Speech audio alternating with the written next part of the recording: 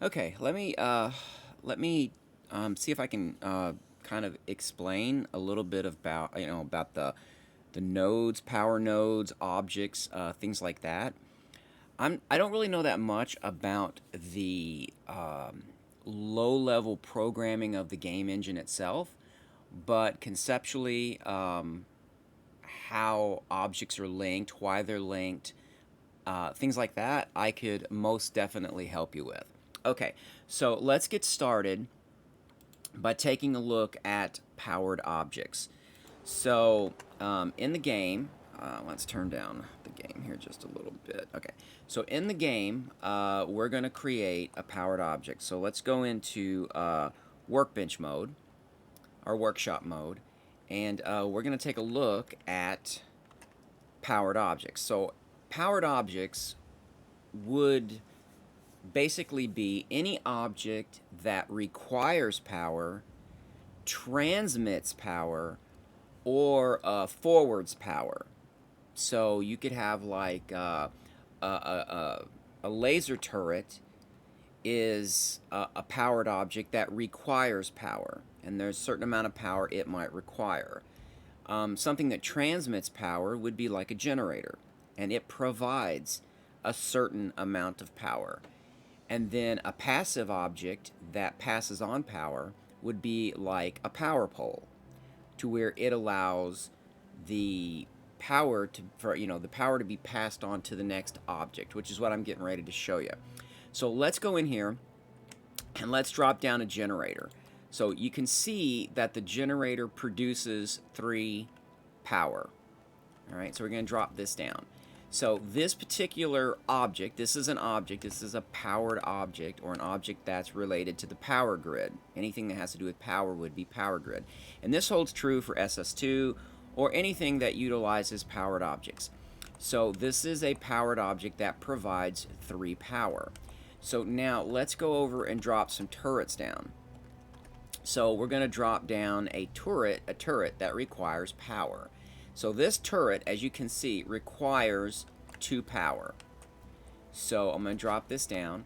So this turret here requires 2 power. This provides 3. So if I connect this, so let's just say before I connect it, this is let's call this a node. It's an object, but it's also something that can be connected to other things.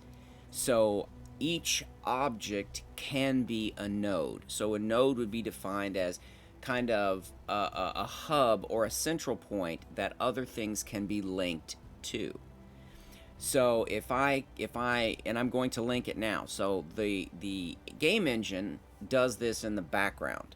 So when I connect a wire to this, I have basically said that this object, the generator, is now connected to the turret, but also the turret is now connected to the generator. Okay? So in a sense, I have 2 nodes. Again, this can be a node and this can be a node because I can connect other things to the turret, which is what I'm getting ready to do. We're going to do this both ways. So now let's get a powered conduit. See where it says requires power? Okay? So this conduit requires power. So this is a powered object. All right? So let's hop out. Now you see where it doesn't have power. Now this doesn't require any amount of power because this is passive. It just transmits power. It's a way of connecting nodes. Think of it like that. It's a node in and of itself. Because wires can only be so long, so you have to connect a wire. Once a wire reaches its length, it won't connect anymore. So you're going to have something. Let's say you got a generator. Let's say you have a generator in one side of your settlement and you have a turret at the other end. A wire won't run that distance. So you have to have these individual hops. Okay? So part of the way they decided to hop it was to put, like, let's say a power, they call it a pylon, a power pylon or power pole, or a telephone pole if you want to look at it in the terms of SS2.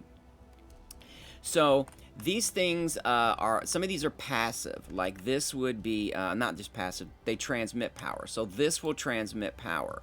So this has a powered radius. All right, so we're going to drop this down over here. So if I connect, let's say, this generator to this this pylon here, right? You can now see that it has power. Okay, this one is I believe this, if I'm not mistaken, I believe this one has a radius, and we're going to test that here in a minute. So now I'm going to connect this over to here, okay, and we're going to put a lamp down. So let's just put a lamp down over here. Now, the generator, the pylon over here might be have a radius. I'm not sure. But we're going to test this out so we can kind of figure out what is what. Okay, so we want to do some lights here. So let's stick a lamp over here. Let's put our lamp right over here. Okay, so let's stick it right here. Okay, so you see how this comes on. It requires power, and it shows that it has power because the little power symbol up here is white, not red. And it is because this creates a radius, a circle. So anything within the circle that is powered, like let's say a lamp, is automatically going to work. Let's try to disconnect this and see if this still works. Okay, so this is still in the radius, I guess, of this. Let's see if we take this out. Okay, so, and then, see, now you can see the lamp went off. So this right here also has a power radius. Okay, so if I connect the generator back to this, you can see how the lamp come back on. Because this has power, and the way the game engine works is it draws a circle around whatever has a powered radius, and anything within that powered radius is going to come on like this lamp. So technically, each one of these things, each one of these powered objects, not the lamp, because you can't connect a wire to it, but anything you can connect a wire to becomes a node. So I can connect another powered turret. The turret. Now here's, I don't know why I keep calling them turrets. That's kind of weird, but anyways, so let's go over here and let's take a look at let's take a look at turrets, and let's get another one of these laser turrets. Okay, so we're going to connect a laser turret here. Now, because this lamp doesn't require power, it doesn't pull one of the numbers away from this generator. Remember, this generator only gives 3 power. This takes 2, so it works. This is going to take 2. That means in this grid, this power grid, or all of these linked objects, or all of these nodes which are connected, right? This turret is not going to work. So we're going to put it up to here, and you can see the turret does not work because it says it needs power. It's still red. Because all the connected objects, the only one that's providing power is the generator, and it's only producing 3. But our little grid here, our simple little grid, requires 4 energy, or 4 power. So we're only providing 3. So in order to get this turret to come up, we need to provide another source of power. So we're going to go back in. Let's make another generator here. But this is where nodes come into play. So technically, I can connect this generator anywhere along this power grid, and it's going to provide power to this turret, right? So I can connect this directly to the turret, and it's literally going to provide power to the turret, but the turret is connected to this passive pole, and it's going to pass that 1 extra power down this whole line. All these connected objects, or nodes, because each one can have multiple objects connected to it. That's why they call it a node. So if you could only connect one object to one object, it would simply be called an object. But each object can not only be an object, but it can also be a node, because I can connect more things to it. So you can see how this powers up. But if I take this wire off, now the power grid here still only has 3, because this is not connected to anything. I can connect this to this, so we're going to go here. Let's leave it here. So I'm going to connect this to this generator. So if you see, the turret now is powered up, because this is providing 3 power on this power grid, or across all these nodes, all these linked lists. They're all linked together. Okay? So if I disconnect it from this, like this, so this node is connected to this node, I can connect other things to it. If I take this off, again, you see it drop, but I can connect it to here. So as long as I'm connecting to the power grid, this thing is going to power up. And that's pretty much how they do it. So from a programming point of view, they're creating a series of linked lists through a series of nodes, and then they're calculating what is the power demand versus how much power do we have. and whatever doesn't have power is not going to light up. Now, whether it's going to be the last item added, so let's go ahead and let's just test this out. So let's put this over here onto this generator. Onto this turret. So this has power. So let's take this generator off the grid. So we're gonna connect, and so you can see this is where corruption occurs, because I've got this connected to this. I got two things connected to this node, but I'm gonna connect this up here. So now I've created another connection. So I'm gonna delete that wire. So I've deleted that connection, and I'm going to delete this. So as you can see, whatever was last connected. Now I was curious to know if whatever was last connected, if it didn't have enough power, would show it doesn't have enough power, other than what is closest to the powered object. I believe it is what is closest to the powered object, because that would make sense. So they would start with a powered object or a powered node, and then start branching out to see how far the power can go, because every time they hit something that requires power, it will deduct it. Now notice how this went out. Now this is an interesting thing. This still has power because this has power. Yet this went out because I connected it to this. This is where it first got power, I believe, right? Because this was connected to the network. So once this node got released, somehow it disconnected this, it disconnected. It somehow didn't calculate this still had power, and it disconnected the lamp. This should not happen, because this still has power, because see, obviously this is connected to the turret. The turret has power. This should never have went out. But I believe it did it because they are creating linked lists in a particular order, and then they're doing a single pass down the list. They're saying, okay, this was connected to the grid, this was lit. We disconnected this, so now let's go down to the list and take away everything from this node that was connected, and it apparently got power from this lamp actually got power from over here.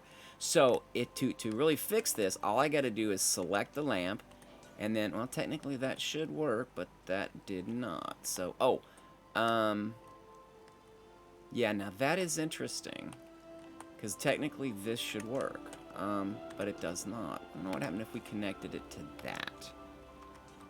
Yeah, that didn't work either. Okay, so let's see if we can isolate what that particular problem is. Alright, so let's try this. This would be weird if this actually works.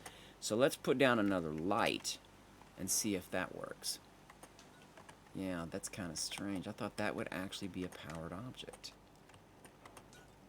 Okay, now this is definitely interesting, because this generator right here, this particular generator right here, should be powering that as far as a powered radius goes, and that should work. So what would happen if we disconnect this, reconnect that? Yeah, that still doesn't work. That I find really strange. What if we connect this back? Let's connect that back. Yeah.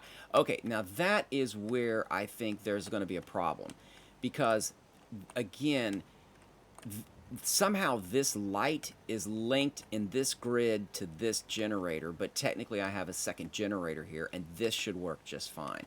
So let's see if it has to do link to this pylon here. Let's take this out, right? Let's take the wire out, and then let's disconnect this, and let's go over here and connect that. Okay, so it looks like the linkage occurs, because see how it came back on. So I would say this is probably, I think the corruption happens in the power grid because of the way that they're calculating powered objects versus how they're linking their nodes. And I guess they did it, I'm going to assume, okay, let's assume at this point that, number one, yes, it's a bug in the power grid system. But let's assume that also they didn't want to spend time constantly checking like which node is connected to which node in an infinite number of possibilities. So let's say I have 20 objects connected to this, 20 to this, 20 to this, 20 to this, 20 to this, 20 to this, or 20 to this, and 20 to this. So if I did that, I'm going to have to check 20 in 20 directions and 20 directions, and you've got this massive constant checking to see which node is what. So they pick the fastest way possible, but in doing that, they're not properly delinking it or connecting it to this. So technically, if this thing is what has power, which this may be the thing that has power, I'm not really sure. So if this is what has power and not this, but I believe this should also. But let's assume it's this. I forget what happened when you're, what the result what was of our first test. But let's say it's this. This was connected to this generator right here. So without that generator, without that particular generator, or without this thing here getting power from this generator, it wouldn't light that lamp. But by us hooking, so once we disconnected this generator, the only way to get this to come back on was to move our generator and connect it to the original power pylon.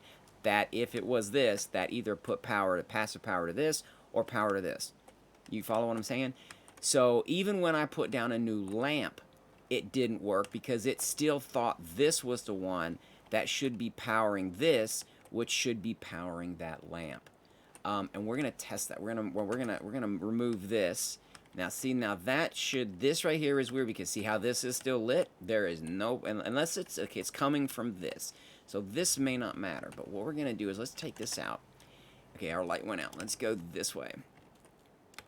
So see, okay, so this one does not provide power. So, okay, so it's all comes from this. So it looks like that this thing right here, part of the linkage to this is a problem because once I put it initially on this generator and it initially built that link list from this node to this node, then once I delinked this generator and then put this generator from this direction, it didn't matter because this would never affect this, even when I built new lamps. And I think that's a bug in the game engine.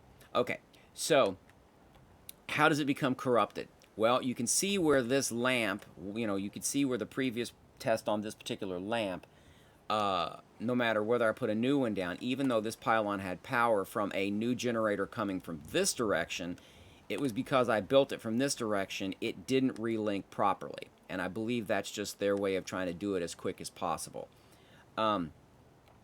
So if I delete something, like let's say I go in here, I got wires connected to all this stuff, and let's say that I delete this node.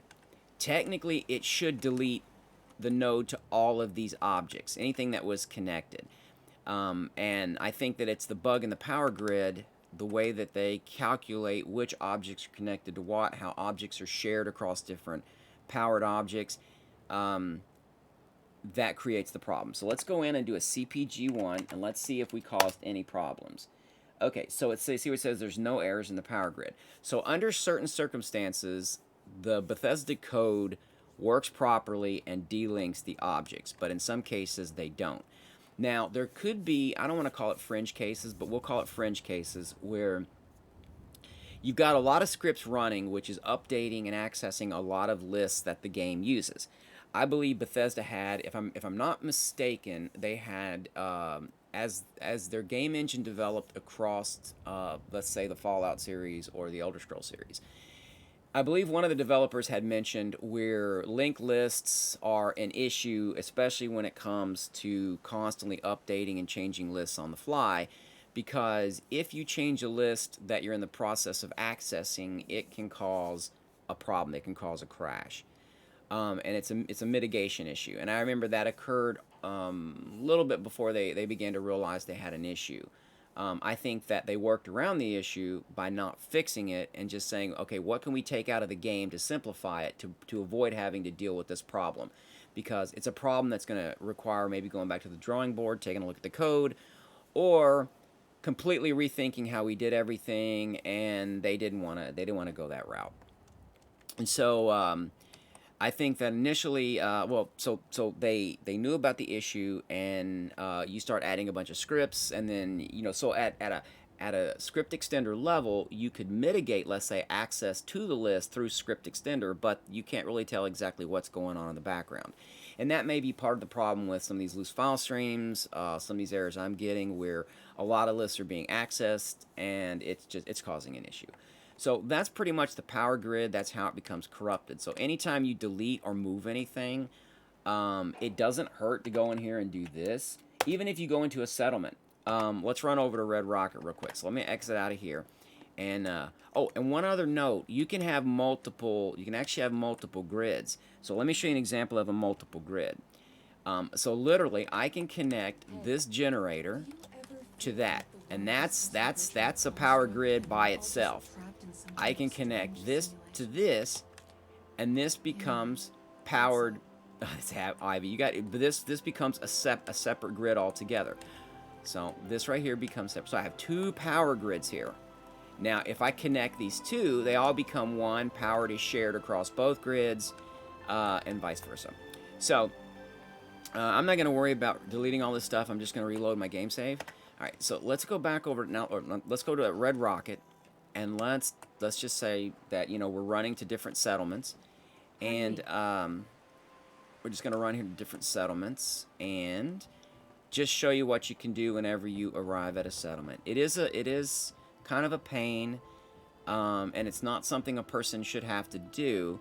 Technically, what you could do is have a you could have a script that whenever you discover a new location, if that new location is a settlement, then you can automatically call a CPG.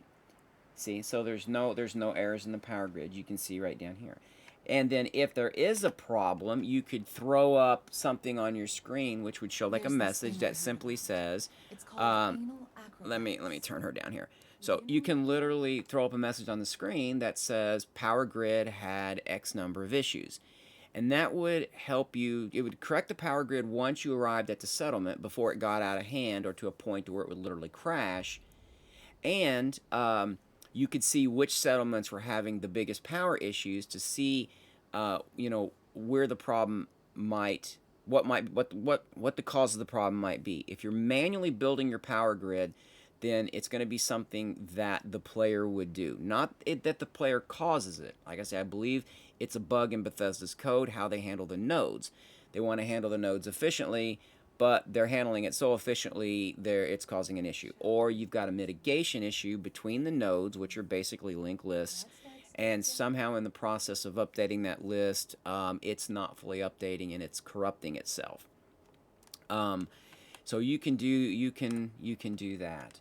All right, I hope that kind of helps a little bit. I got to get a little bit of work done here. I'll be here probably most of the day, so I'll be in and out. So just holler if you need help with anything, or if I maybe didn't explain that the best way that I could, and I will see what I can do to help you out.